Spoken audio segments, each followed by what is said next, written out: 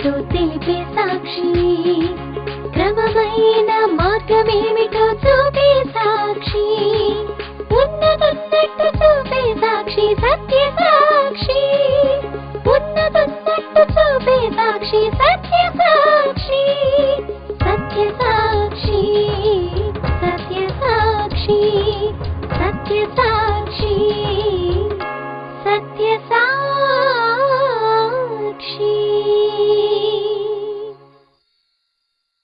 సత్య సాక్షి అను మా టీవీ కార్యక్రమమునకు ప్రేమపూర్వక ఆహ్వానము. సత్య సాక్షి.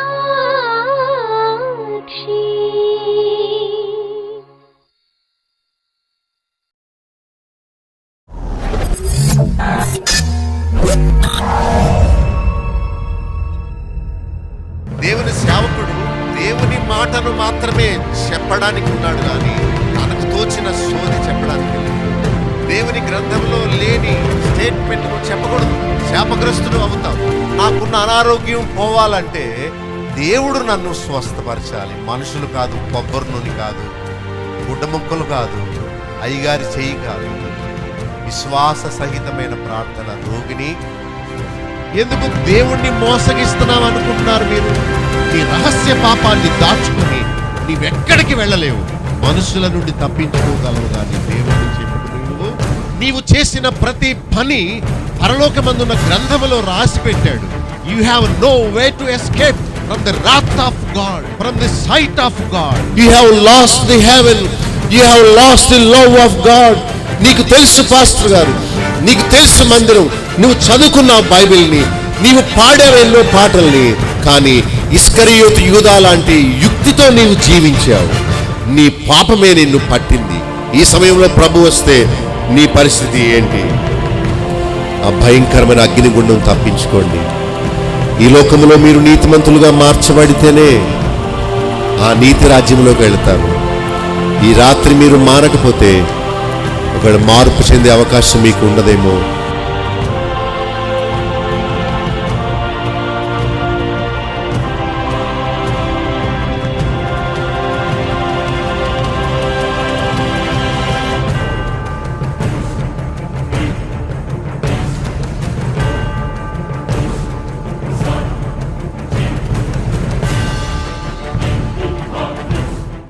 యోహాను 19:30. యేసు ఆ చిరక పుచ్చుకొని సమాప్తమైనదని చెప్పి తల వంచి ఆత్మను అప్పగించెను. సమాప్తమైనది అని ప్రభు చెప్పిన మాటను ఒకసారి జ్ఞాపకం చేసుకుందాం. సమాప్తమైనది అని ప్రభు చెప్పాడే కానీ నేను సమాప్తం అయిపోయాను అని అనలేదు.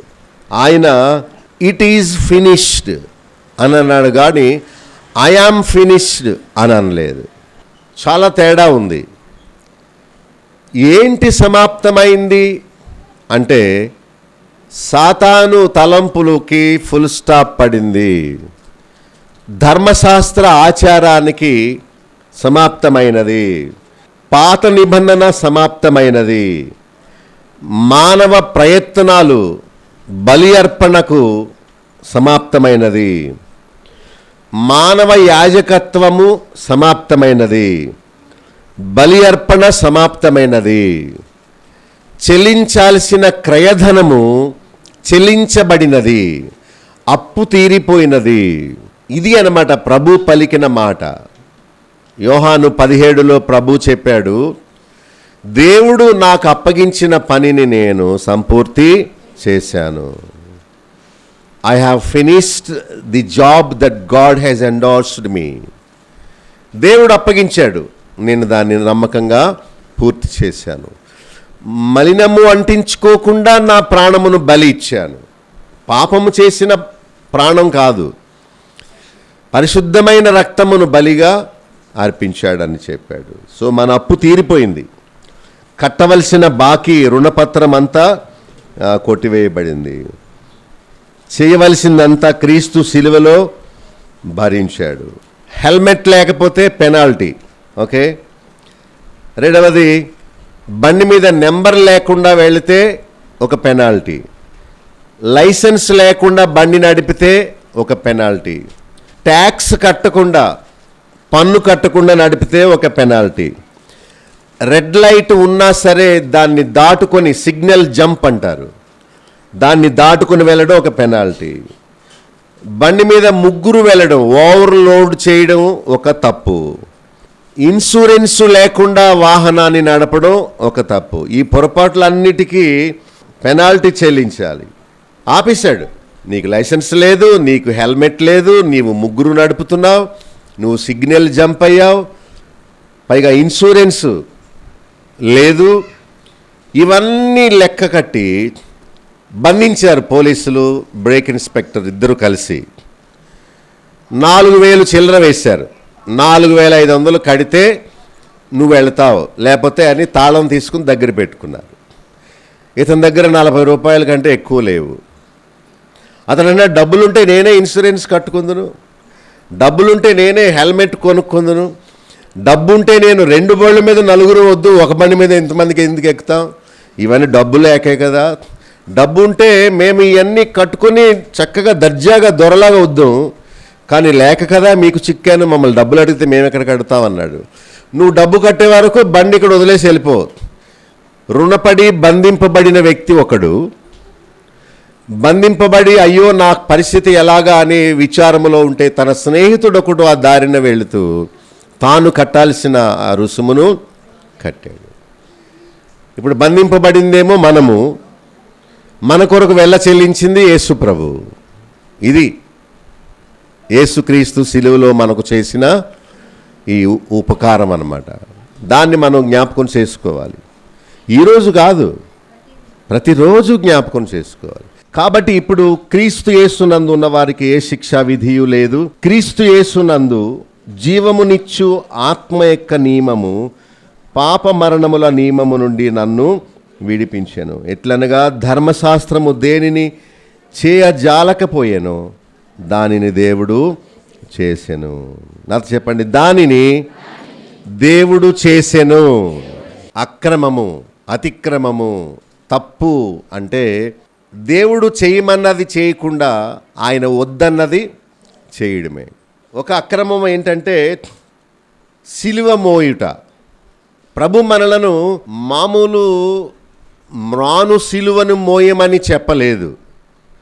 అంత బరువు మోయలేము గనుక ఒక గుల్ల సిలువను మోయమని చెప్పలేదు.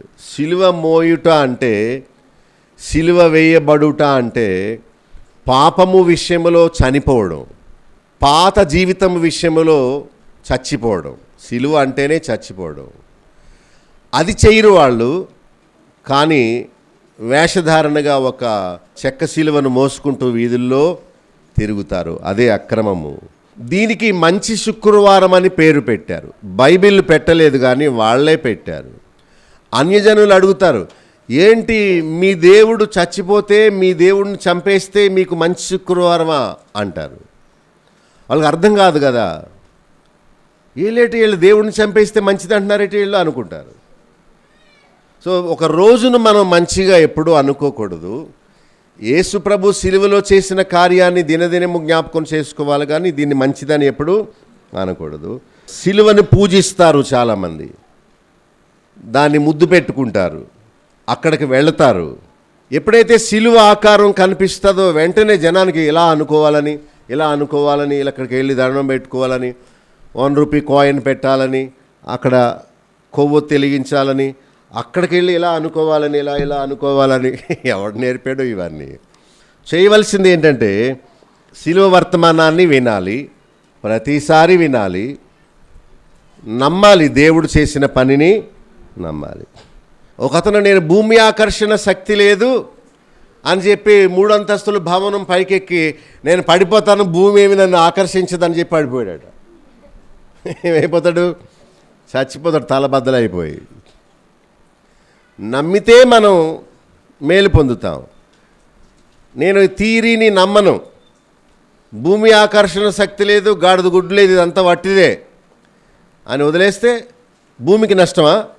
నష్టం లేదు. సో అలాంటి పిచ్చి పిచ్చి మాటలు మనం పలకకూడదు. వాక్యాన్ని మనం ధ్యానం చేస్తే ఇప్పుడు క్రీస్తు యేసునందు ఉన్న వారికి ఏ శిక్షా విధి లేదు. రెండవది, 2వ వచనంలో పాప మరణముల నియమము నుండి నన్ను విడిపించాడు అన్నాడు. ఇక్కడ విధి, శిక్షా విధి, పాప మరణముల నియమము అని 2 మాటలు ఉన్నాయి. ఇంకా సింపుల్గా చెప్పాలంటే విధి, నియమము అని 2 ఉన్నాయి. నియమము అంటే కాన్స్టిట్యూషన్, సిద్ధాంతము. విధి అంటే రాత. విధి అంటే అది దేవుడు పెట్టిన విధానము. విధి మనకు ఆకలి వేయాలనేది విధి, అది అలా జరిగిపోద్ది అంతే. 25-20 సంవత్సరాలు వచ్చిన తర్వాత వివాహం చేసుకోవాలి, అది విధి. పెద్దవాళ్ళం అయ్యాక బలహీనం అవుతాం, విధి. 70-80 సంవత్సరాల్లో చచ్చిపోతాం, అది విధి. మనం చచ్చిపోయాక కుళ్ళిపోతాం, అది విధి. చూసారా విధి అంటే ఏంటో? తప్పు చేస్తే పోలీస్ పట్టుకొని జైల్లో వేస్తాడు, అది విధి. అన్ని విధులే. తిన్న ఆహారం జీర్ణం అవుద్ది, అదొక విధి. దేవుడు పెట్టిన సిస్టమ్ అన్నమాట, విధానం దేవుడు పెట్టింది. అయితే ఇక్కడ శిక్షా విధి, పాపము చేసిన ప్రతివాడు శిక్షను అనుభవించాలి, అది విధి. ఎవరైనా విషం త్రాగారనుకోండి, వాళ్ళు ఏమైపోవాలి? చచ్చిపోవాలి, అది విధి. శిక్షా విధి.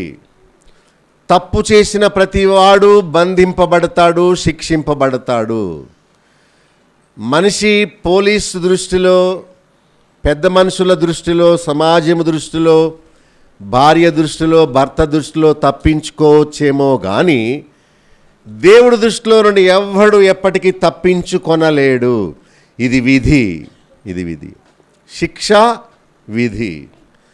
పాపము, పాపము వలన మరణము, ఇది నియమము. పాప మరణముల నియమము. దాన్ని ఎవ్వడు అధిగమించలేడు, తప్పించుకోలేడు.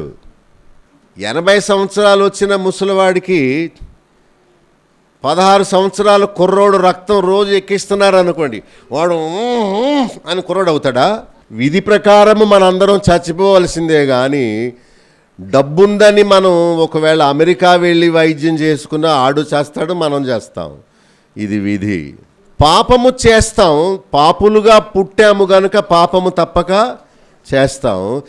తప్పక ఆ పాపానికి శిక్ష అనుభవించాలి, ఇది విధి.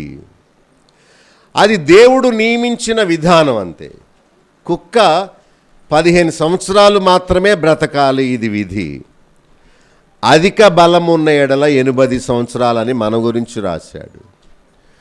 ఒకవేళ జ్ఞానము చేత, వ్యాయామం చేత, మంచి మందులు తీసుకోవడం చేత కొన్ని దినములు మాత్రమే మరణాన్ని వాయిదా వేయగలం కానీ చచ్చిపోకుండా ఎవడు ఉండలేడు ఈ భూమి మీద.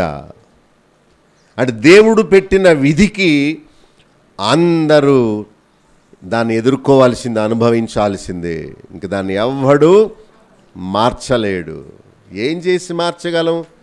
ఏం చేసినా మనం మార్పు చెందలేం. ఈ విధిని రాసిన వాడే విధిని మార్చగలగాలి. శిక్షా విధి నుండి, పాప మరణముల నియమము నుండి మనలను విడిపించగలవాడు ఎవడు లేడు. కానీ ఇప్పుడు ఎవరు క్రీస్తులో ఉంటారో వారికి శిక్షా విధి ఉండదు. అది శుభవార్త. మన నుదుటి మీద రాతను చెరిపి మళ్ళా దేవుడు క్రొత్తగా రాయగలడు. ఆయనే సృష్టికర్త కనుక ఆయన ఏమైనా చేయగలడు, క్షమించగలడు, విధిని మార్చగలడు, నియమమును కూడా మార్చగలడు. అందుకనే ఇక్కడ 2 నియమాలు ఉన్నాయి 2వ వచనంలో. ఒకటి పాప మరణముల నియమము, రెండవది జీవమునిచ్చు ఆత్మ యొక్క నియమము. పాపము చేయడం వల్ల మరణమనే నియమము ఒకటి ఉన్నది, దాన్ని ధర్మశాస్త్రం మనకు చూపిస్తుంది. కానీ యేసుక్రీస్తు ఏం చూపిస్తున్నాడంటే, యేసుక్రీస్తు నందు ఉంటే అప్పుడు పాప మరణముల నియమము కాకుండా ఆత్మ యొక్క నియమము కిందకు వస్తారు. ఆత్మ యొక్క నియమము ఏంటంటే జీవమునిచ్చే నియమము. ధర్మశాస్త్ర నియమము పాపము చేయడం వల్ల మరణము, ఆత్మ యొక్క నియమము క్రీస్తునందు విశ్వాసం ఉంచడం వల్ల నిత్య జీవము. అందరము పాపులం గనుక పాపం చేస్తాం, పాపం చేశాం గనుక మనము శిక్షా విధిలోకి నరకంలో పడిపోతాం. ఇది మన మీదున్న విధి, నియమము. అయితే దేవుడు యేసుక్రీస్తు ద్వారా మనకు నిత్య జీవాన్ని ఇవ్వాలనే క్రొత్త నియమాన్ని తీసుకొచ్చాడు ఆయన.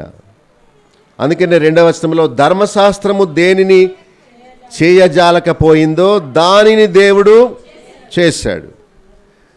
ఎవరైనా బోర్డు మీద మన తప్పిదాలన్నీ రాసి పెట్టారు అనుకోండి, మన పేరు రాసి మన ఫోటో పెట్టి, ఇదిగో చిన్నప్పుడు ఇలా చేసింది, పెద్దయ్యాక ఇలా చేసింది, మొన్న ఇలా చేసింది, ఇలా చేద్దాం అనుకుంది అని మన పాపాలన్నీ పెద్ద బోర్డు మీద అలాగ పెద్దగా రాసి పెట్టారు అనుకోండి, ఊహించుకుందాం. నిజమే, అన్ని అబద్ధాలు కాదు.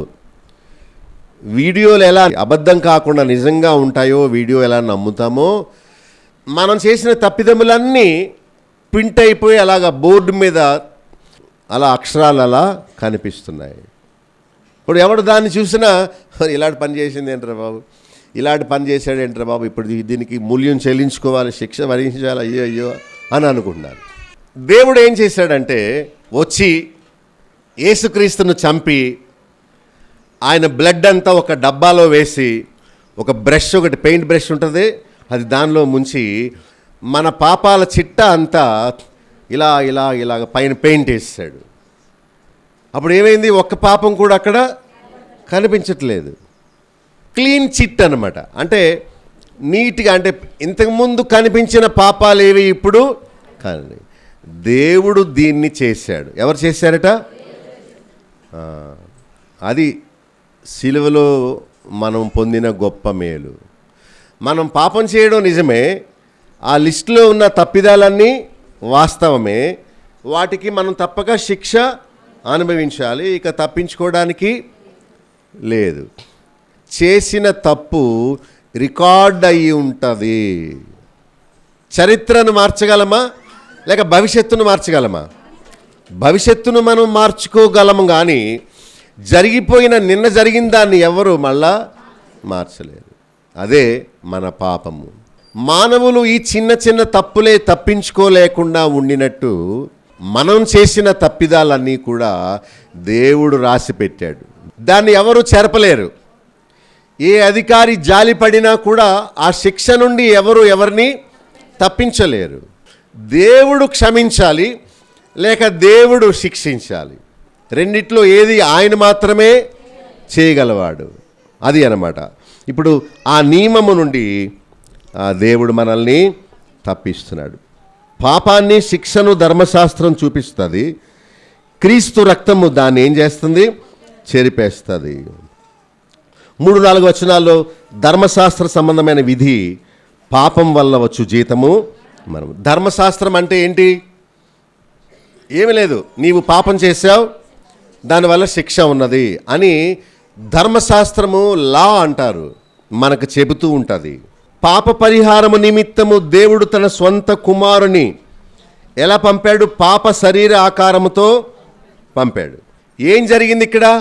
మనము బుక్ అయిపోయాం, పాపం చేశాం కాబట్టి బంధింపబడ్డాం. ఇక ఏమి చేయడానికి ఎవరు మనకు సహాయం చేయరు. ఇలాంటి పరిస్థితుల్లో దేవుడు పాప పరిహారము నిమిత్తము, స్వస్థతలు చేయడానికి కాదు, ఆ పాపమును పరిహారము చేయడానికి ఏం చేశారట? తన సొంత కుమారుని పంపాడు. ఎలా పంపాడట? పాప శరీరముతో కాదు, పాప శరీర ఆకారముతో. చూసారు అక్కడ తేడా? చూడండి ఎంత తేడా.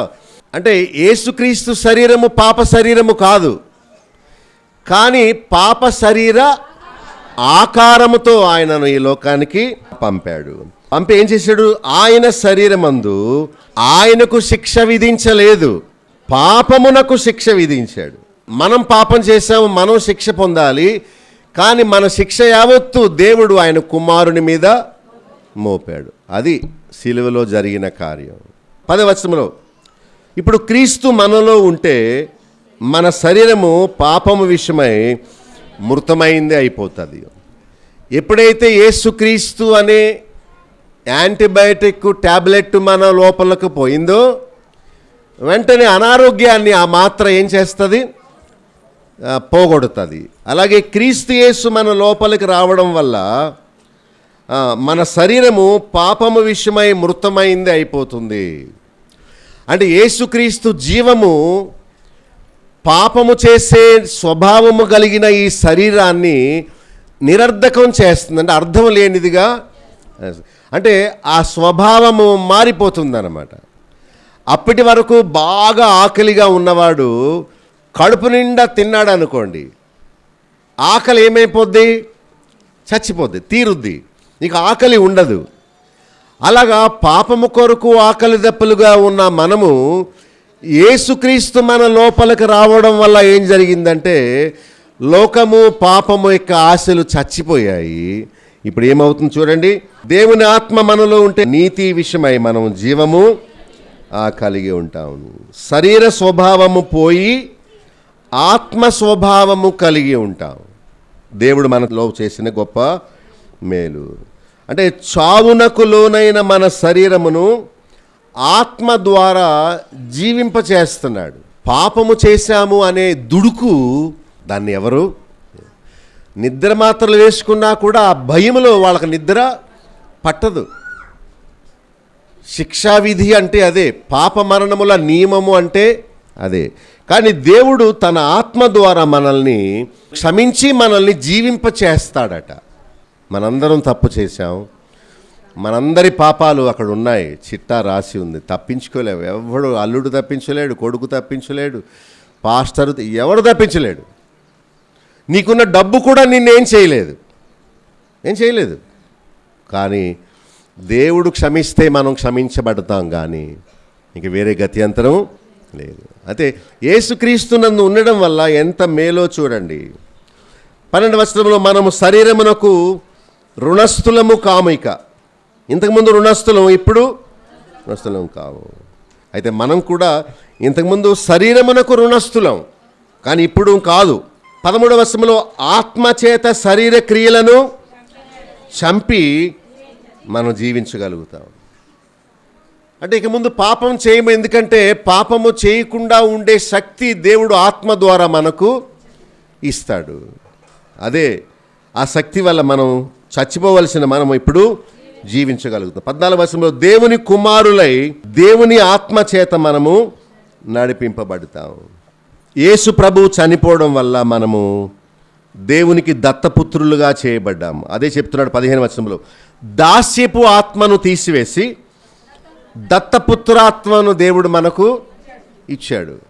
ఇంతకుముందు పాపమునకు దాసులము, ఇప్పుడు దేవునికి దాసులం అయ్యాం. అది క్రీస్తు మరణములో మనం పొందిన మేలు. గనుక మనము ఇట్టి ఆత్మను కలిగి ఏం చేస్తున్నాం? అబ్బా తండ్రి అని మొరపెడుతున్నాం. 16వ వచనంలో మనం ఇప్పుడు దేవుని పిల్లలమయ్యాం. అది 17వ వచనంలో చూడండి, అందరూ చదవండి. 17వ వచనం, మనం పిల్లలమైతే వారసులము, ఇంకా దేవుని వారసులము, క్రీస్తుతో కూడా మహిమ పొందుటకు ఆయనతో శ్రమ పడిన ఎడల క్రీస్తు తోడి వారసులము. దేవుడు మనల్ని తన కుమారులుగా చేశాడు. మన మీదున్న శిక్షా విధిని ఆయన కొట్టివేశాడు. పాపమునకు దాసులుగా ఉండేవాళ్ళం. తప్పక మనము చూడండి, బ్లాక్మెయిల్ అంటారే, ఇదిగో నీవు రాసిన ఉత్తరాలన్నీ నా దగ్గర ఉన్నాయి, నువ్వు చేసిన పనులన్నీ వీడియో తీశారు, ఇదిగో అని అన్నారు అనుకోండి, ఇక దాస్యం అయిపోతారు. కాలేజ్ చదువుకున్న సమయాల్లో అందరూ చిలిపి పనులు చేస్తారు కదా, వయసు అలాంటిది, ప్రేమ వ్యవహారాలు చెక్కబెడతారు అందరూ. పెళ్ళైపోయాక నేను చాలా పవిత్రునని పోజెడతారు, కానీ చదువుకునే టైంలో అందరూ చెడ్డ పనులు చేస్తారు. అది తత్వం, అది నైజం అంతే. ప్రతి ఆడపిల్ల నాకు కూడా ఎవడొకడు కావాలి కదా అని మంచోండి వెతుక్కుంటుంది. ప్రతి మగపిల్లడు కూడా అందరూ ప్రేమ పెళ్ళిళ్ళు చేసుకున్నారు, నేను కూడా చేసుకుంటే బాగుంటుందని మగవాడు కూడా అందరిని చూస్తూ ఉంటాడు. దాని మొత్తం మీద ఎలా పరిచయం అయిందో ఆ పరిచయము ఐ లవ్ యూ టూ అని ఉత్తరాలు రాసుకొని సెల్ఫీలు తీసుకొని వరకు వచ్చేసారు. ఏకంగా ఎక్కడికో వెళ్ళిపోయి ఇద్దరును. ఈ విషయం తెలిసిపోయి ఆ కుర్రోడు వాళ్ళ అమ్మ నాన్నలేమో ఆడినాటి తీసుకెళ్ళిపోయారు, ఊళ్ళోంచి హాస్టల్లోంచి తీసుకెళ్ళిపోయారు. ఈ పిల్లనేమో ఇది ఎదవేషలేస్తుందని చెప్పి పెళ్లి చేసేసారు. సహజంగా జరిగే విషయాలు ఈ లోకంలో. 15 సంవత్సరాలు అయిపోయింది. అయిపోయాక 2-3 పిల్లలు పుట్టారు ఈమెకి. ఈ కుర్రోడుకు తెలిసింది పలానా ఊరిలో పలానా నేను ప్రేమించిన ఆమె, ఫోటోలు తీసుకున్న ఆమె పలానా ఊళ్ళో ఉందని. వాడు ఎలా సంపాదించాడో పట్టణం వెళ్ళి ఫోన్ నెంబరు, హలో నేనే, మర్చిపోయావా అని అన్నాడు. ఎవడురా నువ్వు, ఎవరు అనుకున్నావు, ఎవరికి ఫోన్ చేసావు? ఆహా, నువ్వు రాసిన ఉత్తరం నా దగ్గరే ఉందిలే, మనం అక్కడికి వెళ్ళి ఫోటోలు తీసుకున్నాం కదా, అది ఇక్కడే ఉందిలే, మీ ఆయనతో చెప్పేస్తానుగా, మళ్ళా నువ్వు రాకపోతే నీ పని అయిపోయిందిగా. ఎవరికి చెప్పుకుంటావు చెప్పుకో, మీ ఆయనకి చెప్పుకుంటావా, మీ అమ్మ నాన్నకి చెప్పుకుంటావు, పోలీసులకు చెప్పుకుంటావు చెప్పుకో, నేను ఈ బయట పెట్టేస్తాను. అప్పుడు ఎలా ఉంటుంది చెప్పండి ఆవిడ గుండె. ఎవరికి చెప్పుకోలేదు, అర్ధరాత్రి ఫోన్ చేస్తున్నాడు. మీ ఆయనకి చెప్పేయమంటావా, లేకపోతే 1,00,000 రూపాయలు తెస్తావా, అలా చేసేయమంటావా, నీ కుటుంబాన్ని పాడు చేసేయమంటావా, విచ్ఛిన్నం చేసేయమంటావా, లేక మళ్ళీ వచ్చేస్తావా నా దగ్గరికి? రోజు వాడు అర్ధరాత్రి 1 గంటకు ఫోన్ చేస్తున్నారట. ఈమెమో ఫోన్ రాగానే అమ్మ మళ్ళీ వాడు చేసాడేమో అనుకొని భోజనం తినడం మానేసి గుండె అంతా నీరు గారిపోయి ఇలాగ అయిపోయి ఆ మనిషి ఎవరికి చెప్పుకోలేక పోలీసులు చెప్పుకుందనుకోండి, మరి నువ్వు ఎందుకు ఇలా చేసావు అంటారు. వాళ్ళు ఊరుకుంటారా? నువ్వు చేసిందే నీ మీదకి వచ్చింది అంటారు. దీనికి విరుగుడు ఎవరు? ఏ మానవుడు చేసిన తప్పిదాన్ని మార్చలేడు. మార్చగలరు ఎవరైనా? మీకు సజీవ సాక్ష్యాలు చెప్తున్నాను, కట్టుకథలు కాదు, మీకు బాగా అర్థం అవ్వాలి. అయితే ఒకరోజు ఏమైందంటే, ఇలా వాడు రోజు ఇలా బాధ పెడుతుంటే భర్తకు అబద్ధాలు చెప్పలేకపోతుంది. ఒకరోజు పేపర్ తెరవగానే ఫోటో పడిందట. ఏంటంటే ఫోటో, ఒక ఆగి ఉన్న లారీని ఒక కుర్రోడు స్పీడ్గా వెళ్ళి గుద్దేసి ముఖం పచ్చడైపోయి పడి చచ్చిపోయాడట. ఆ కుర్రోడు ఎవరంటే, ఇదిగో ఈమెను రోజు బాధ పెట్టేవాడు. ఆ రోజు ఆమెకు రక్షణ దినము. ఎందుకంటే తనను నిందించేవాడు, తనను బాధించేవాడు, తన పాపమును తనకు చూపించి నీకు శిక్ష శిక్ష శిక్ష జాగ్రత్త అని దినదినము చంపేవాడు ఇప్పుడు చచ్చిపోయాడు. ఇప్పుడు ఆమెను హెరస్ చేసేవాడు, బ్లాక్మెయిల్ చేసేవాడు ఎవడు లేడు. దేవుడా నీకు స్తోత్రాలు, నేను తప్పు చేసిన మాట వాస్తవమే, కానీ నన్ను బాధించేవాడిని నీవు నాశనం చేసినందుకు నీకు స్తోత్రం. ఆ కుర్రోడు అలా చేయకూడదు, చాలా తప్పు. కానీ లోకములోని ఒత్తిడి, గుండె బాధ, పాప శిక్ష, పాపం వల్ల కలిగే పర్యవసానాలు ఎలా ఉంటాయో మీకు అర్థమవుతుందని చెప్పాను. ఆ స్త్రీ మనమే. మనల్ని బ్లాక్మెయిల్ చేసేవాడు సాతాను.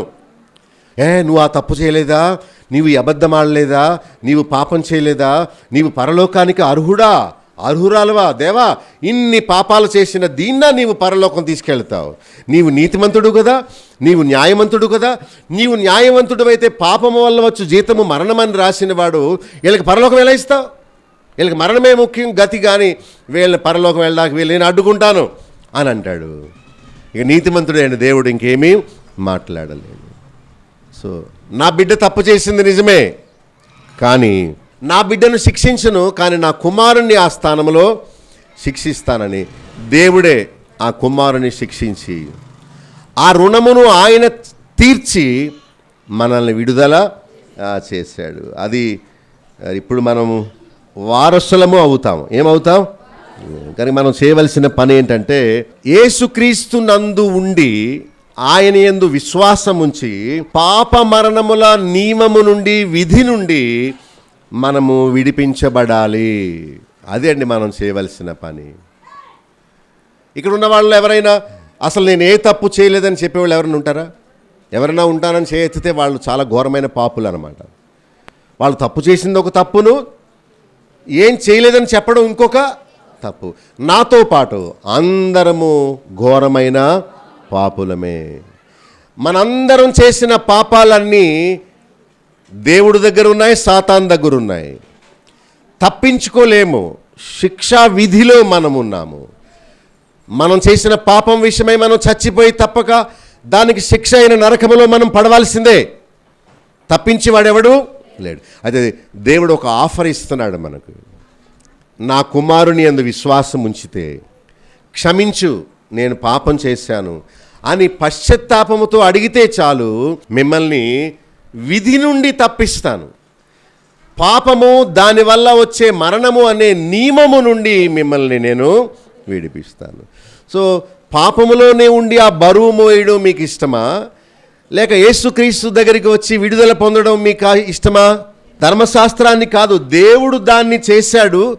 మనము విశ్వాసం ఉంచడమే, మనం అడగడమే, తరువాయి దేవుడు మనలను విడిపిస్తాడు. తర్వాత 3-4 వచనాల్లో దేవుడు ఏం చేశాడో తెలుసుకోవాలి. ఏమనుంది? 2వ వచనం ఆఖరిలో ఏమనుంది? నాతో చెప్పండి అందరూ. దానిని దేవుడు చేసెను. ఇదంతా ఎవరు చేశారు? దేవుడు. యేసుక్రీస్తును ఎవరు పంపారట? దేవుడు. యేసుక్రీస్తును దేవుడు సిలువకు ఎందుకు అప్పగించాడు? మన కోసం. ఈ రక్షణ, క్రీస్తును పంపడం, పాస్టర్ గారిని నిలబెట్టి మీకు వాక్యం చెప్పడం, 2000 సంవత్సరాల క్రితం సిలువలో క్రీస్తును బలి ఇవ్వడం, ఆయనను మళ్ళా తిరిగి లేపడం, ఇవన్నీ ఎవరు చేశారు? స్పష్టంగా ఉంది. చేశాడు ఆ దేవుడు. అది నేను చాలా ఆనందిస్తాను తెలిసి, ఎందుకంటే 99.9 పాస్టర్లకు ఈ విషయం తెలీదు. అసలు వాళ్ళు ఏం చెప్తారో తెలీదు. బైబిల్లో రాస్తున్న దాన్ని బట్టి ఎంత ఉప్పొంగి ఆనందంతో నేను ఆనందిస్తాను. కానీ దీన్ని 99 మంది అసలు అర్థమే చేసుకోలేదు. దానికి వాళ్ళకి దేవుడు ఎవరో తెలియదు, యేసుక్రీస్తు ఎవరో తెలియదు, పరిశుద్ధాత్ముడు ఏం చేస్తాడనే విషయం కూడా వాళ్లకు తెలియదు. అయితే దేవుడు చేశాడు ఇదంతా. ఎవరు చేశారు? గనక దేవునికి మనం కృతజ్ఞతాస్తుతులు చెల్లించాలి. సో దేవుడు క్రీస్తును పంపాడు. 4వ వచనం లాస్ట్ లైన్లో, దేవుడు తన సొంత కుమారుని శరీరాకారముతో పంపి ఆయన శిక్ష విధించాడు. పాపమునకు ఆయన శిక్ష విధించాడు. దేవుడే తన కుమారుని పంపాడు. ధర్మశాస్త్ర సంబంధమైన నీతి విధి, బలి అర్పణ అది నెరవేర్చబడినది. బలి అవ్వాలి, బలి అవ్వాలి కదా. ఇదిగో నా అబ్బాయిని నేను బలిచ్చాను అని దేవుడు చెప్తున్నాడు. దేవుడు దాన్ని నెరవేర్చాడు. ఇక మనం ఏమీ చేయవలసిన అవసరం లేదు అనుకోవాలి. దేవుడు ఏం చేశాడో తెలుసుకోవాలి. ఓకే, దేవుడు క్రీస్తును పంపాడు. ఓకే, ధర్మశాస్త్ర సంబంధమైన నీతి విధి అంటే బలి అర్పణ నెరవేర్చబడినది. దేవుడు శిక్ష లేకుండా చేయలేదు, కానీ శిక్ష పెట్టాడు. కానీ మనకు కాదు, ఎవరికి? యేసుక్రీస్తుకు పెట్టాడు శిక్ష. గనుక బలి అర్పణ నెరవేర్చబడింది కనుక నేను చేసేది ఏమీ లేదు, ఊరక చూడడమే. మీరు కూర్చొని చూస్తున్నారే, అలాగా చూడడమే. వాళ్ళు సినిమా చాలా ఖర్చుతో, సెట్టింగులతో, డైరెక్టర్లకి, తర్వాత యాక్టర్లకి, సైడ్ యాక్టర్లకి ఎంతో డబ్బు ఇచ్చి ఎన్నో కోట్లు వెచ్చించి 2 గంటలు 2.5 గంటల సినిమా తీస్తారు. ఈ జనం వెళ్ళి కూర్చొని ఓ ఓ అని అంటారు. శ్రమ చూసే వాళ్ళకి కాదు, ఎవరికి? సినిమా తీసిన వాళ్ళకి. సరే, చూసే వాళ్ళకి కష్టమా, చేసే వాళ్ళకి కష్టమా? అనుభవించిన వాళ్ళకి తెలుస్తుంది బాధ ఏంటో. మనమేమో మన శిక్ష అంతా యేసు ప్రభు భరిస్తే మనం కూర్చొని సినిమా చూస్తున్నాం అంతే. మనం చేయవలసిన పని ఏమీ లేదు చూడడం. కాకపోతే శరీరాన్ని కాక ఆత్మను అనుసరించి నడుచుకోవాలి. అంటే 5వ వచనంలో 4 మాటలు ఉన్నాయి. శరీరానుసారులుగా ఉండక శరీరానుసారమైన మనస్సు మరణమని తెలుసుకొని శరీర విషయముల మీద మనస్సు ఉంచక దాని ఫలితము దేవునికి విరోధము, లోబడదు, దేవునికి సంతోషం కలిగించదు. అయితే మనం చేయవలసిన పని ఏంటంటే, శరీర స్వభావము గలవారు, పాత జీవితం అది, ఇప్పుడు ఆత్మానుసారులుగా ఉండాలి. ఆత్మ విషయముల మీద మనస్సు ఉంచాలి. దానికి వచ్చే ఫలితము జీవము, సమాధానాన్ని మనం పొందాలి. 7వ వచనంలో దాని ఫలము దేవునికి విరోధము, దేవునికి లోబడదు, దేవుణ్ణి సంతోషపరచనేరదు. అయితే ఆత్మ మనలో నివసించాలి. అప్పుడు మనం ఆత్మ స్వభావము గలవారము అవుతాము. ఈ 3, 4, 5, 6, 7 వచనాలు అన్నిటి భావం ఏంటంటే, క్రీస్తు మన జీవితంలోకి రాకముందు మనం ఎలా ఉండేవారము, క్రీస్తు మన జీవితంలోకి వచ్చిన తర్వాత మనం ఎలాగ మారాము అని. పెళ్ళికొడుకు వచ్చాక కదా ఆమె గర్భం ధరించింది. పెళ్ళికొడుకు వచ్చిన తర్వాత కదా జీవితంలో ఆమె ఒక కుమారునికి తల్లి అయ్యింది, ఒక ఇంటిది అయ్యింది, ఒక భార్య అయింది, ఒక కోడలు అయింది. ఇంతకుముందు ఒంటరిగా ఉండేది, భర్త లేడు, తల్లిదండ్రుల సమక్షంలో ఉండేది. భర్త తన జీవితంలోకి వచ్చిన తర్వాత ఆమె మనుగడ మారిపోయింది, ఆమె జీవితంలో మార్పులు కలిగాయి. ఆమె ఒక బాధ్యత గల భార్యగా, తల్లిగా ఇప్పుడు అవతారం ఎత్తింది. అదే ఆడపిల్ల జీవితం పెళ్లికి ముందు ఒకలా ఉంటుంది, పెళ్లి తర్వాత. అలాగే మనందరి జీవితం కూడా యేసు ప్రభువు రాకముందు మనం ఎలా ఉండేవాళ్ళము ఇక్కడ రాస్తున్నాడు. శరీరానుసారమైన మనస్సు కలిగి శరీర విషయముల మీద మనస్సు ఉంచేవాళ్ళము. అది క్రీస్తు పూర్వము. ఇప్పుడు క్రీస్తు శకము, అంటే క్రీస్తు మన జీవితంలోకి వచ్చాక మనం ఎలా ఉండాలట? ఆత్మానుసారులుగా. రెండవది ఆత్మ విషయముల మీద మనస్సు ఉంచాలి. తర్వాత ఆత్మ మనలో నివసించాలి. మనము ఆత్మ స్వభావము గలవారమై ఉండాలి. ఇంతకీ క్రీస్తు మీలోకి రాకముందు జీవితానికి, క్రీస్తు మీలోకి వచ్చిన తర్వాత జీవితానికి తేడా ఉందా? పెళ్లి కుమార్తె తల్లి దగ్గర ఉన్నప్పుడు జీవితం వేరు, వివాహం అయ్యాక బాధ్యత కలిగిన జీవితము వేరు. ఎలా ఉంటుందో అలాగే యేసు ప్రభు ఇలా చేతులు చాపాడు అనుకోండి, ఇలాగా. ఓకే, సో ఈ పక్కనంతా ఏముంది? పాత నిబంధన. 4000 సంవత్సరాలు ఆదాము పుట్టింది మొదలుకొని మలాకీ గ్రంథం వరకు ఇక్కడ ఉంది. సో యేసు ప్రభు మధ్యలో వచ్చాడు. ఇప్పుడు మనం ఇక్కడ ఉన్నాం అనమాట. అంటే ప్రభు చనిపోయి వచ్చి 2000 సంవత్సరాలు అయింది. ఈ 1000 సంవత్సరాలు ప్రభు పరిపాలించడానికి అట్టే పెట్టుకున్నాడు. మొత్తం మీద 7000 సంవత్సరాలు భూమికి దేవుడిచ్చిన ఆయుష్, విధి, నియమము. ఇక్కడ వరకు వచ్చాం, లాస్ట్ కొనకు వచ్చాం మనం. సో ఈ ప్రభువుని ఏమంటారంటే చరిత్రను 2 భాగాలుగా విభజించిన ప్రభు. The man who divided the history into 2. 2 భాగాలుగా కదా. ఒక వస్తువుని మనం సకానికి కట్ చేస్తే ఏమవుతాయి? 2 భాగాలు. సో పాత నిబంధన, కొత్త నిబంధన. ఇది మనకు ఎలాంటి పాఠం నేర్పుతుందంటే యేసుక్రీస్తు నీలోకి వచ్చిన తర్వాత కూడా నీ జీవితము క్రీస్తు పూర్వ జీవితము వేరే ఉండాలి, క్రీస్తు వచ్చిన తర్వాత నీ జీవితం వేరే ఉండాలి. ఆ విషయం మీకు అర్థమైందా? యేసుక్రీస్తు మీ జీవితంలోకి వచ్చాడా? ప్రపంచంలోకి వచ్చాడు, కానీ మీ జీవితంలోకి వచ్చాడా? వస్తే ఎంతకాలము నుండి ఆయన మీలో ఉంటున్నాడు? సరే, ఇప్పుడు తేడా తెలిసిపోద్ది. ఇప్పుడు మీరు ఆలోచిస్తే మీకు అనిపించవచ్చు, అసలు రాలేదేమో, వస్తే నా జీవితం మారాలి కదా. యేసుప్రభు ఇంకా మీలోకి రాలేదన్నమాట. బాధపడకండి, కనీసం ఇప్పుడైనా రమ్మనండి, ప్రభుని హృదయంలో చేర్చుకోండి. ఇప్పటి నుండి క్రొత్త శకం ప్రారంభమవుద్ది. మీ ఇష్టం. ఎవరికి చెప్పక్కర్లేదు, నాకు కూడా చెప్పక్కర్లేదు. ఇదే రక్షణ దినము, నేడే మిక్కిలి అనుకూల. రక్షింపబడ్డానేమో అని అపోహల్లో ఉండి నరకానికి పోవడం కంటే దేని మనసు తెచ్చుకొని ప్రభు అదంతా అబద్ధమేమో, ఇగో ఈ వేళ నుంచి నన్ను రక్షించుకోండి, నీ కుమారుడు నా హృదయంలో చేర్చుకుంటున్నాను అనుకోండి, ఈరోజే మీకు రక్షణ దినము. ఆ తేడా కానీ మీకు లేకపోతే ఈవేళైనా మనం ప్రభు హృదయంలో చేర్చుకుందాం. ఇక 10వ వచనంలో క్రీస్తును హృదయంలో కలిగి ఉండి మన శరీరము పాపము విషయమై మృతమైందిగా ఎంచుకోవాలి. శరీరము పాపం విషయమై మృతమైందిగా, ఆత్మ నీతి విషయంలో జీవము గలదానిగా మనం ఏం చేయాలి? ప్రభు ఎక్కడ ఉండాలి? ఇప్పుడు హృదయంలో ఉండాలి. యేసు ప్రభు హృదయంలో ఉంటే మనము ఏమనుకోవాలి? శరీర విషయము పాపం విషయంలో మృతమైంది అనుకోవాలి. అన్న శరీరము పనిచేస్తే అవే చేతులు, కానీ పాపం చేసే విషయంలో మాత్రం ఇది చచ్చిపోయింది, ఇక తప్పు చేయదు ఈ శరీరం అని అనుకోవాలి. మనం అలా అనుకోవాలి. నీతి విషయమై జీవము గలది అంటే నీతి చేయడానికి ఇది పొటెన్షియల్, జీవము కలిగి ఉన్నది. కానీ పాపం చేసే విషయంలో ఇది చచ్చిపోయి ఉన్నది అని మనం అనుకోవాలి. అలా మీరు అనుకుంటున్నారా? అబద్ధమాడే వాళ్ళందరూ సాతానును హృదయంలో కలిగి ఉన్నారు గనుక అబద్ధానికి జనకుడైన సాతాను అబద్ధాలు ఆడిస్తాడు. అయితే సత్యవంతుడైన క్రీస్తు మన హృదయంలో ఉంటే మనం ఎప్పుడూ సత్యమే పలికిస్తాం.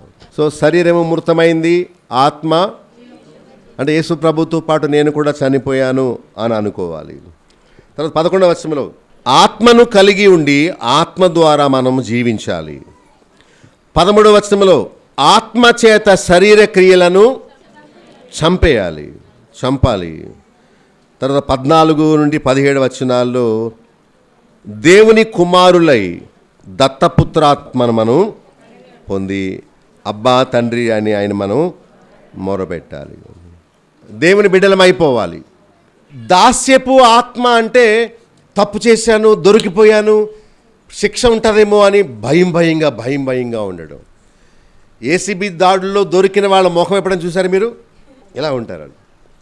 అంటే తప్పు చేశాను, దొరికిపోయాను, శిక్ష పడుతుందేమో అని భయంతో. కానీ దాస్యపు ఆత్మ పోయి ఇప్పుడు దత్తపుత్రాత్మను పొందుతాం. అంటే యేసుక్రీస్తు వలె దేవుని కుమారులము అవుతాము. గనుక మనము అబ్బా తండ్రి అనుచు పిల్లలం అవ్వాలి. అంటే దేవుని పిల్లలం అవ్వాలి. పిల్లలు వారసులు గనుక మనము వారసులమై క్రీస్తు మహిమ పొందాలంటే ఆయనతో కూడా శ్రమ అనుభవించాలి, శ్రమ పడాలి. మనం దేవుని పిల్లలం అవ్వాలి. తర్వాత క్రీస్తుతో పాటు మనము శ్రమ అనుభవించాలి. అప్పుడే మనము వారసులమయ్యి మహిమపరచబడతాం. ఏమవుతామట? క్రీస్తుతో కూడా ఏమవుతాం? అంటే మహిమపరచబడడం అంటే క్రీస్తు చనిపోయి సమాధిలో ఉండిపోయాడా? దేవుడు ఆయనను లేపి పరలోకములో ఆయనను మహిమపరిచాడు. మహిమపరచబడుట అంటే పరలోకానికి వెళ్ళడమే. సో మనం దేవుని బిడ్డలుగా అవ్వాలి. అయిన తర్వాత క్రీస్తుతో పాటు శ్రమ అనుభవించాలి. ఆ తర్వాత మనము క్రీస్తుతో. లాస్ట్ ప్రశ్న ఏంటంటే, క్రీస్తుతో పాటు మీరు శ్రమ అనుభవిస్తున్నారా? కొన్ని వాక్యాలు చూడండి. రోమపత్రిక 6:6 యేసు ప్రభువుతో పాటు చచ్చిపోవడం అంటే ఏంటంటే మన పాప శరీరము నిరర్ధకము అవ్వాలి. ఉంది కానీ అది పని చేయదు. పక్షవాతం వాళ్ళకి కాళ్ళు చేతులు పోతాయా? ఉంటాయి కానీ పని చేయవు. సరే, అంటే మనకు పాప శరీరం ఉన్నది కానీ అది నిరర్ధకం అయిపోవాలి. అంతటి అనుభవం ఉంటేనే పరలోకం వెళతాం. లేకపోతే ఒత్తిదే. ఈ కానుకలు ఇచ్చుడు, వచ్చుడు, కూర్చొనుడు అంతా వేస్టే. ఆయన చనిపోయాడు. నేను నిజంగా చచ్చిపోమని అనడం లేదు. కానీ ఈ శరీరం ఉందే, అది పాపము విషయంలో అర్థము లేనిదిగా అయిపోవాలి. ఒక ఆమె అంటుంది నన్ను, అయ్యా భర్త చిన్నప్పుడే వదిలేశాడండి నన్ను, కానీ మీరు నమ్మరు, అప్పటి నుండి నా శరీరాన్ని ఎంత భద్రంగా కాపాడుకుంటున్నాను. ఆమెకు 60 సంవత్సరాలు. మనిషి చాలా యంగ్గా ఉంటుంది, అంటే చాలా యవ్వనంగా అనిపిస్తుంది చూస్తే. పిల్లల్ని కనలేదు, భర్త లేడు, కానీ అలాగే ఒంటరిగానే ఉంటుంది. ఆమె అన్నది, ఈ అందం ఉంది కానీ అది అర్థం లేని అందం అండి. ఈ మనిషిని ఉన్నాను కానీ అది ఎవరికి చెందిన దాన్ని కాను. ఈ చేతులు ఉన్నాయి కానీ పాపం చేయదు. ఈ శరీరం ఉంది కానీ ఎవరిని ముట్టనివ్వను. నేను దేవుని మహాకృప వల్ల ఈ శరీరమును పాపం అంటుకోకుండా కాపాడుకోగలుగుతున్నాను. పాపం అంటే వ్యభిచారం ఒక్కటే, ఇంకేం కాదు. పరశరీరానుసారులు కాకుండా కాపాడుకుంటున్నాను. ఉంది శరీరం, అందమైన శరీరం. 60 ఏళ్ళు వచ్చినా 30 ఏళ్ళ మనిషిలా కనిపిస్తుంది ఆమె. కానీ ఆమె అన్నది, ఇది నిరర్ధకము, అర్థము లేని శరీరం ఇది. నేను ఉన్నాను కానీ ఎవరికి ఉపయోగపడను, పాపమునకు ఉపయోగపడదు. మనం అలా అనుకోవాలి. ఎంత భక్తిలో ఎంత ఉన్నత అనుభవం. నేను లోకమునకు పాపమునకు సిలువ వేయబడ్డాను అన్నాడు పౌలు. ఎంత గొప్ప విషయం అది, ఎంత గొప్ప విషయం. జీవితం ఎంత గొప్పదో చూడండి, భక్తి ఎంత విలువైందో చూడండి. మన శరీరాన్ని మనం భద్రంగా కాపాడుకోవాలి. అంటే ఉన్నది కానీ అర్థము లేనిది. డబ్బులున్నాయి కానీ ఆ బ్రాంది కొనుక్కోం. డబ్బులున్నాయి, మనం పువ్వులు కొట్టుకొని ఇతరులకి ఏదో ఆకర్షణీయంగా మనం కనబడం. జీవితం ఉంది, ఆశలు ఉన్నాయి, కానీ మనం తప్పు చెయ్యం. చూసారా? అలా ఈ పాప శరీరమును నిరర్ధకము గల శరీరముగా మనం చేసుకోవాలి. సన్యాసం పుచ్చుకోవడం అంటే ఇదే.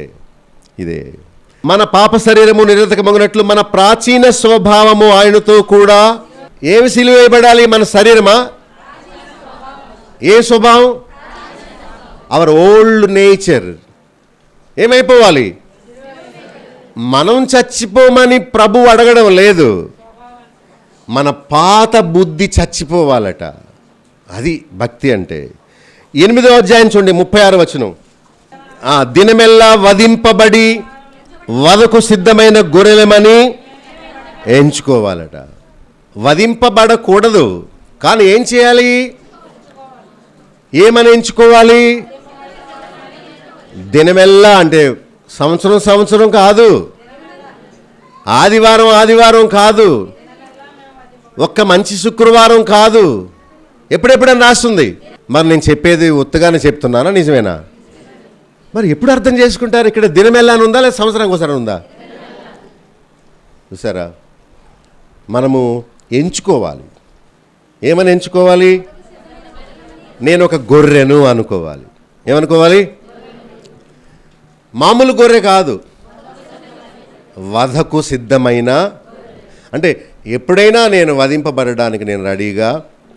ఒకతను బైక్ నడుపుతున్నాడు, వెనక ఒకతను కూర్చున్నాడు, మధ్యలో ఆ గొర్రెను 2 కాళ్ళు ఇట్టి 2 కాళ్ళు ఇచ్చి ఇలా పెట్టారు, ఒళ్ళో పెట్టుకున్నారు. మేము కారులో వస్తున్నాం, ఆ దృశ్యాన్ని చూసాం. చూడు, అది కటింగ్కి వెళ్ళిపోతుంది. ఇలా అనడం లేదు, తప్పించుకోవడానికి ప్రయత్నం చేయడం లేదు. మరి దాని నేచర్, దాని స్వభావం ఏంటంటే అలా పడుకొని ఇలా చూస్తుంది. ఓహో, నన్ను తీసుకెళ్ళిపోతున్నారు, నన్ను రేపో సాయంత్రమో మటాష్ చేసేస్తారు, నన్ను ముక్కలుగా చేసి అందరూ తినేస్తారు అని అలా అనుకోవాలట. మనం చాలా కష్టం కదా. మనల్ని ఎవరిని చంపడానికి తీసుకెళ్తుంటే మనం అలా ఉంటావా? యేసుప్రభుని చంపడానికే అక్కడ తీసుకెళ్తున్నారు, బలివిడాకి తీసుకెళ్తున్నారు. ఇదిగో లోక పాపములు మోసుకొని పోవు దేవుని. But he was very quiet. యెషయా 53లో వధకు సిద్ధమైన గొర్రె మౌనంగా ఉన్నట్లు ఆయన నోరు తెరడు. ఆయన వలే మనం కూడా. ఓకే, ఇదే దేవుని చిత్తమైతే ఓకే. పాప ఎక్కడి నుంచి? నా ఇంట్లోంచి. ఇప్పుడు నీ ముఖం నాకు చూపించుకో అని భర్త తన్ని మన బ్యాగ్ బయట పడేసి తలుపేసేసి అత్తమామలో తిట్టి ఎన్ని అన్నా కూడా ఆమె సరే, యేసుప్రభుని అలా పొమ్మన్నారు, నన్ను పొమ్మంటున్నారు, భర్త తిడుతున్నాడు. ఇట్స్ ఓకే, నాకు ప్రభు ఉన్నాడు, ఆయన నన్ను విడిచిపెట్టాడు కదా, నో ప్రాబ్లం, పర్వాలేదు, ప్రభు ఉన్నాడు. భర్త నన్ను ప్రేమించకపోయినా పర్వాలేదు, పిల్లలు నన్ను పొమ్మన్నా పర్వాలేదు, నాకు ప్రభు ఉన్నాడు అని ఎప్పుడు మనం అనుకోవాలట. వధకు సిద్ధమైన గొర్రె ఎలా మౌనంగా ఉంటుందో మనం కూడా ఎదురు చెప్పకుండా, ఎదురు మాట్లాడకుండా అలా మౌనంగా ప్రభు వలె అలా చచ్చిపోతేనే దేవుడు మనలను లేపుతాడు. కొరింథీయులకు రాసిన 2వ పత్రిక 4:11 సజీవులమైన మనము ఎల్లప్పుడూ యేసు నిమిత్తము మరణమునకు అప్పగింపబడాలట. ఎంత మంచి వాక్యాలు ఇవి. మనం సజీవులమే, కానీ యేసు ప్రభు కోసం సంవత్సరానికి ఒకసారి ఉందా? ఏమనుంది మీ బైబిల్లో? ఎల్లప్పుడూ ఏం చేయాలి? దేనికి అప్పగించుకోవాలి? మరణం. మనం ఆదివారం రావడమే మనకు కష్టం, ఇంకా మరణానికి అప్పగించుకుంటావా? ఏమండి, 2 గంటలు ఇవ్వలేని వాళ్ళు ప్రాణం ఇచ్చేస్తావా? ఈ వాక్యాలు బట్టి చూస్తే ఎవరు పరలోకి వెళ్ళరేమో అని. గలతీ 2:20 నేను క్రీస్తుతో కూడా సిలువ వేయబడి ఉన్నాను, ఇకను జీవించువాడును నేను కాను, క్రీస్తే. అది వర్తమానం. యేసు ప్రభు సిలువ వేయబడినట్లు పౌలు కూడా సిలువ వేయబడి ఉన్నాడు. తాను అనుకున్నాడు, తాను సిలువ వేసుకున్నాడు. యేసుప్రభుని ఎవరో సిలువ వేసుకోవడం కాదు, నేనే అని అప్పగించుకున్నాడు. సో మనల్ని మనమే సిలువ వేసుకోవాలి, అంటే మేకులు కొట్టుకోవడం కాదు. ప్రాచీన స్వభావాన్ని చంపుకోవాలి, ఆత్మహత్య చేసుకోవాలి. తర్వాత కొలస్సీ 2:20, గలతీ 2:20లో అదే మాట, కొలస్సీ 2:20లో కూడా మీరు క్రీస్తుతో కూడా లోకము యొక్క మూల పాఠముల విషయమై మృతి పొందారు. అంటే ఆచారాల విషయంలో వాటికి లోబడొద్దు అంటున్నాడు. ఏ విషయంలో చచ్చిపోవాలట? ఆచారాల విషయంలో చనిపోవాలి. ఇప్పుడున్న ప్రేమ ప్రతి శుక్రవారం ఎందుకు ఉండకూడదు? తిమోతికి రాసిన 2వ పత్రిక 2:11 చూడండి, ఏ మాట నమ్మదగినది? ఏ మాట? మనము ఆయనతో కూడా చనిపోయిన వారమైతే ఆయనతో కూడా, యేసు ప్రభు లేచినట్లు మీరు లేవాలని ఆశ మీకుందా? ఉందా? అయితే ఆయనతో పాటు మనం కూడా ఏమైపోవాలి? యోహాను 11:16లో యేసు ప్రభు లాజర్ని లేపడానికి వెళతానన్నాడు.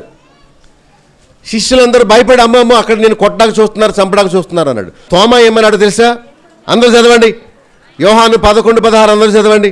తోమా, ఆయనతో కూడా చనిపోవుటకు మనమును, అందరు చెప్పండి, ఆయనతో కూడా చనిపోవుటకు మనమును వెళుదము. ప్రార్థన.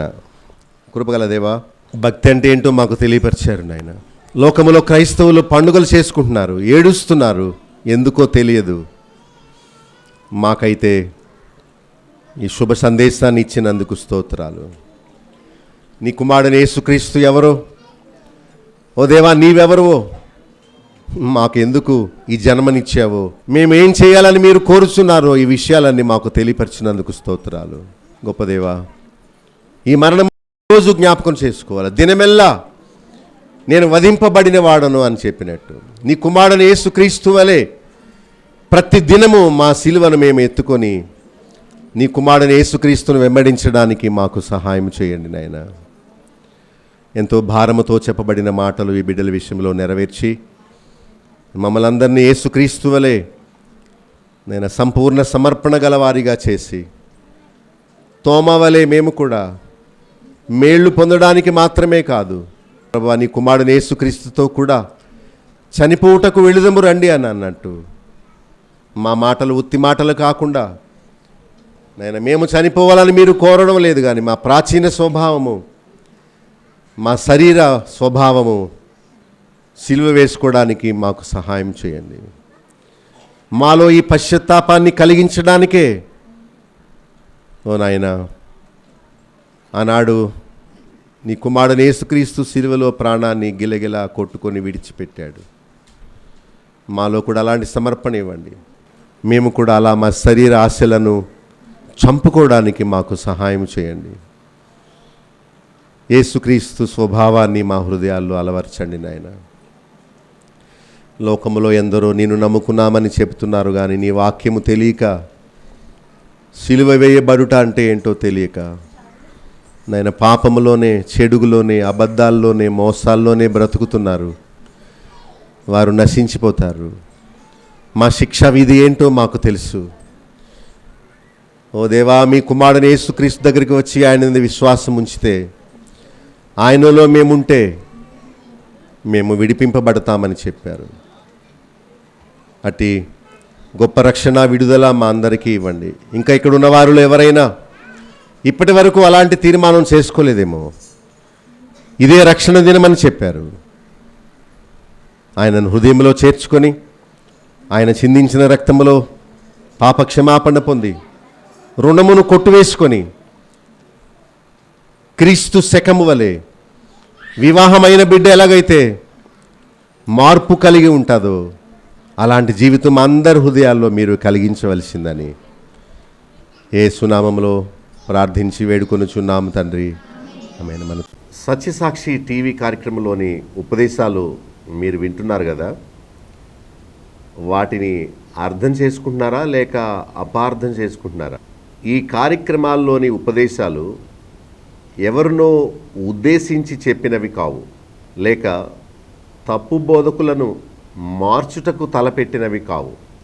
సామాన్య ప్రజలకు ప్రభువు భక్తిని, యథార్థమైన క్రైస్తవ జీవితాన్ని నేర్పించి అబద్ధ బోధకుల ఉచ్చు నుండి వారిని తప్పించే ప్రయత్నమే. ఈ కార్యక్రమంలో మీరు వినే సత్యాలకు మీరు సమ్మతిస్తే నాతో చేతులు కలపొచ్చు. రండి, సత్య సాక్షులుగా రోషంగా జీవించి పడిపోయిన క్రైస్తవ సమాజాన్ని పునర్నిర్మిద్దాం. మీకు తల ఎత్తే ప్రశ్నలు లేక ఈ విషయమై మీకున్న అభిప్రాయాలు నేరుగా నాతో పంచుకోవచ్చు. నాకు ఫోన్ చేయండి. మీకు వచ్చే ప్రశ్నలకు నేను సమాధానం చెప్తాను. నా ఫోన్ నెంబర్ 9440111250. మరొకసారి చెప్తాను, 9440111250. ఈ నెంబర్కి ఎప్పుడైనా ఫోన్ చేయొచ్చు. అనారోగ్యాల గురించి, ఆర్థిక ఇబ్బందుల గురించి, మరేవో సమస్యల గురించి కాక క్రైస్తవ సిద్ధాంతాలు, తప్పు బోధలను గురించి నాకు ఫోన్ చేయండి. మీతో తప్పక నేను సమయం తీసుకొని ఆ విషయమై చర్చించి సత్యమును గురించి మంచి అవగాహన నేను మీకు ఇవ్వడానికి ప్రయత్నం చేస్తాను. ఇవేవో క్రొత్త విషయాలు కాదు. బైబిల్ తెరిచి చూడండి, పలానా అధ్యాయములో పలానా వచనములో దేవుడు ఏం చెప్తున్నాడో చూడండి అని మీకు చూపించే ప్రయత్నమే కానీ క్రొత్త బోధ లేక ఎవరినో విమర్శించే పని కాదు సుమా. సత్యాన్ని మీకు తేటపరిచే పనే సత్యసాక్షిగా నేను మీకు అందిస్తున్నాను. మీరు కూడా నా వలె సత్యము గూర్చిన రోషము కలిగిన వారా అయితే నాతో చేతులు కలపొచ్చు. మనందరము సత్యసాక్షులుగా ఈ లోకంలో నిలవబడి తప్పు బోధలకు, తప్పు బోధకులకు ఒక సింహ స్వప్నముగా నిలబడి ప్రజలను లేక క్రైస్తవ సమాజాన్ని సరి అయిన మార్గంలో నడిపిద్దాం. ప్రతిరోజు గంట సేపు ప్రసారమయ్యే ఈ వినూత్నమైన కార్యక్రమాల గురించి మీ స్నేహితులకు, మీ బంధువులకు చెప్పండి. సత్య అసత్యాల గురించి చర్చించండి. సత్యం కోసం నిర్భయంగా ముందుకు రండి. చేతులు కలపండి. క్రొత్త సమాజాన్ని నిర్మిద్దాం. ప్రజలను తప్పు బోధల నుండి, తప్పు మార్గాల నుండి, వేషధారణ నుండి, నామకార్థ భక్తి నుండి తప్పించి రక్షణ, మారు మనసు, పరిశుద్ధ జీవితంలోనికి నడిపిద్దాం. సత్యసాక్షి. మా చిరునామా బాబులో గండి, chairman, Bethel assembly, Nallajerla. Pin code 534112, పశ్చిమ గోదావరి జిల్లా, ఆంధ్రప్రదేశ్. మా ఫోన్ నంబర్స్ 088118277333. మా సెల్ నెంబర్ 9440111250. మరొక సెల్ నెంబర్ 9000000803. మా ఈమెయిల్ ఐడి satysakshiTV@gmail.com. మా వెబ్సైట్ www.bethelassembly.net.